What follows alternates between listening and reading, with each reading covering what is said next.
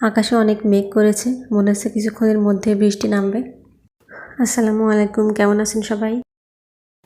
আজকের ওয়েদার অনেকটাই ঠান্ডা, বাইরে অনেক জোরে জোরে বাতাস হচ্ছে। গরমের ভয়ে কাঁঠাল খেতে পারি না। বাইরে বাতাস দেখে কাঁঠাল দিয়ে বসে গেছি কাঁঠাল খাওয়ার জন্য।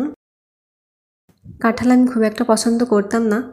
গ্রামে যখন ছিলাম কাঁঠালের সময় আসলে তো যেদিকে তাকাই সেদিকে কাঁঠাল, ডানে বামে সামনে পিছনে সব দিকে কাঁঠাল।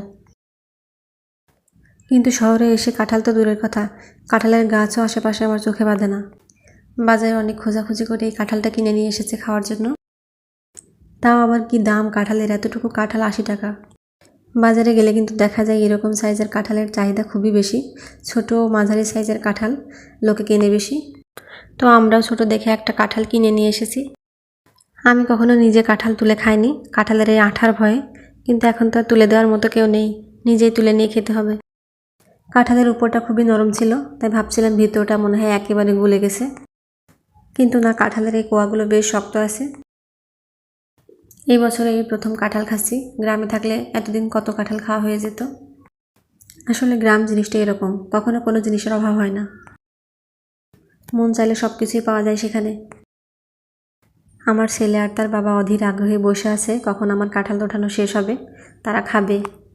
একটু তো সময় লাগবে, আমি যেহেতু কাঁঠাল তুলি না তাই আমার একটু তুলতে সময় লাগছে। এখন এগুলো উঠালাম, একবারে বেশি কাঁঠাল খেলে সমস্যা হবে। আমি একটু খেয়ে দেখলাম, কাঁঠালটা কিন্তু আসলে অনেক ভালো, বেশ মিষ্টি। মিষ্টি না হলে কিন্তু আমি আবার কাঁঠাল খেতে পারি না। আমার ছেলের বাবা আবার বেশি মিষ্টি কাঁঠাল পছন্দ করে না। খুব মজা করে আমরা কাঁঠাল খাচ্ছিলাম, কিন্তু কাঁঠাল খেতে গিয়ে যে এমন একটা ঘটনা ঘটবে সেটা কল্পনাও করতে পারিনি আমি। কাঁঠালে যে কামড় দিছি, দেখি ভিতরে একটা পোকা। এটা দেখার পরে তো আমার কাঁঠাল খাওয়ার রুচি শেষ হয়ে গেছে। আমি আর খেতে পারলাম না, আমার ছেলে আর তার বাবা কাঁঠালগুলো খেলো। কাঁঠাল ভালো লাগে, কিন্তু কাঁঠালের এই আঠাটা আমার খুবই বিরক্তি লাগে। এখন হাতে তেল দিয়ে আঠা উঠাতে হবে। কাঁঠালের বিচিগুলো ধুয়ে পরিষ্কার করে রাখলাম, রান্না করে খাওয়া যাবে।